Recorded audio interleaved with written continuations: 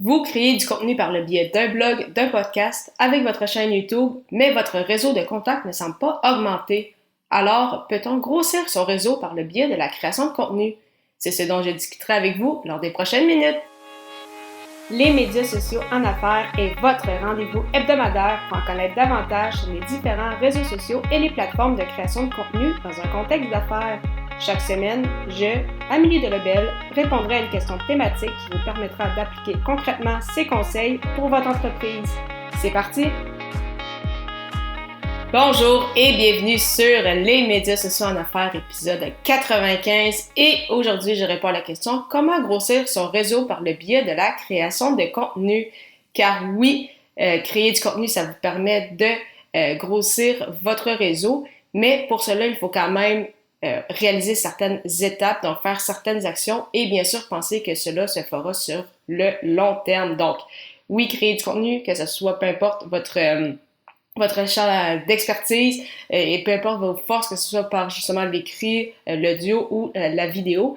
Donc, c'est important de créer du contenu, mais c'est aussi important d'être présent sur les réseaux sociaux, en fait, où se retrouve votre persona. Donc, vraiment vous servir des réseaux sociaux comme outil, oui, pour faire la promotion de votre création de contenu, mais également pour justement connecter avec les gens, car c'était ça au départ, donc l'objectif des réseaux sociaux, donc d'échanger avec d'autres personnes, de créer des liens, de bâtir un réseau, de bâtir des communautés. Donc, de mon côté, je sais que mon persona pour ce podcast-ci se retrouve en grande majorité sur LinkedIn, donc bien évidemment un réseau d'affaires avec beaucoup d'entrepreneurs, des gens qui sont intéressés par la création de contenu, par justement la force et l'importance des réseaux sociaux et de tout ce qui touche en fait le marketing web en général. Donc, de mon côté, je partage bien évidemment mes pièces de contenu avec vous sur LinkedIn, mais je suis également présente sur Facebook et dans certains cas, ça se pourrait que ce soit sur Pinterest, que ce soit intéressant,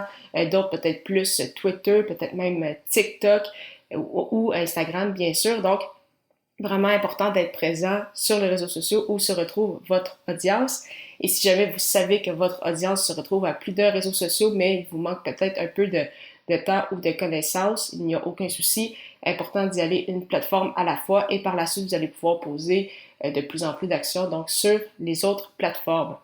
Et quand je dis que c'est important d'être présent sur les réseaux sociaux, c'est bel et bien le cas, mais ce n'est pas le fait d'être uniquement présent, donc d'avoir un compte LinkedIn ou d'avoir une page Facebook, c'est pas ça qui va tout faire. Bien sûr, il faut échanger, aimer, commenter, partager, vraiment créer des liens avec les gens. Donc, être présent comme spectateur ne vous apportera pas grand-chose. Donc, oui, les gens vont vous voir. Il y en a qui vont tomber sur votre profil. Ça va quand même amener un peu de gens justement sur vos pièces de contenu. Ça va vous aider quand même à grossir un peu votre réseau parce que les gens vont voir justement que vous en créez, mais pour vraiment accélérer un peu le processus, c'est vraiment important donc de créer justement des publications, poser des questions pour susciter l'engagement, faire en sorte que les gens vous répondent et également créer des publications justement qui vont faire en sorte que les gens souhaitent en apprendre davantage sur vous, donc pas juste du point de vue de l'entrepreneur, mais vraiment sur vous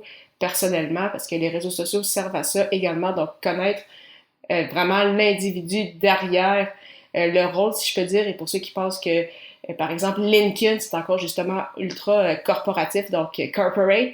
Ce n'est vraiment plus le cas. On apprend vraiment de plus en plus l'importance de parler justement d'un peu des les fameux behind the scenes, donc qu'est-ce qui se passe à l'arrière-scène, de quoi ça a l'air dans notre vie de tous les jours, quels sont peut-être des éléments qui nous ont nui en cours de route ou qu'est-ce qu'on a fait qu'on aurait fait différemment. Donc vraiment connaître davantage la personne, c'est ça, derrière le rôle qu'occupe cette personne dans la société. Donc, vraiment important, c'est de garder en tête que ça, les réseaux sociaux, c'est du social, c'est vraiment des échanges entre individus. Et finalement, dernier point très intéressant que j'utilise avec mon autre podcast Athlète Entrepreneur. Donc, si vous faites de la création de contenu, vraiment, quand c'est possible de faire appel à des invités, donc ça pour le podcast, la vidéo ou les articles de blog, c'est super intéressant d'avoir des invités, non seulement parce que les échanges sont bien sûr riches, cela apporte bien évidemment de la valeur à votre réseau et à vous également personnellement, mais vous allez vous faire connaître dans l'audience de cet invité-ci et bien sûr cet invité qui va dorénavant faire partie de votre réseau également, ainsi que peut-être des gens de son réseau à lui qui vont vous découvrir via cette pièce de contenu-là. Donc, puis c'est l'invité qui va peut-être partager sur différentes plateformes, donc vous allez pouvoir même grossir votre cercle de contact à différents endroits. Donc, vraiment la force des invités avec la création de contenu quand c'est possible. Ça peut aussi, justement, vous aider grandement à grossir votre réseau. Donc, comment grossir son réseau par le biais de la création de contenu? Parce que oui, bien sûr, c'est possible. C'est d'être présent sur les réseaux sociaux, mais non seulement d'y être présent, mais surtout d'être engagé, de créer des liens avec les gens présents sur la plateforme, particulièrement des liens avec des gens que vous souhaitez justement avoir dans votre réseau. Et quand c'est possible, d'amener des experts sur votre podcast, des gens qui de toute façon vous n'aurez peut-être même pas pu rentrer en contact sans justement avoir votre fameuse chaîne YouTube ou votre podcast. Donc c'est vraiment ultra puissant de créer du contenu, entre autres pour cette raison-là. Donc, et par biais, vous obtenez de la valeur, vous générez de la valeur pour votre audience et vous grossissez par le fait même votre cercle de contact. Parlant justement de création de contenu et d'agrandir son réseau, je vous propose une super plateforme que j'utilise avec mon podcast, soit Ocha, qui n'est pas qu'un hébergeur, mais également un super outil marketing qui vous permet de générer des clips audio avec transcription, de bâtir votre propre liste de courriels, ainsi que de rédiger et planifier vos publications sur les réseaux sociaux.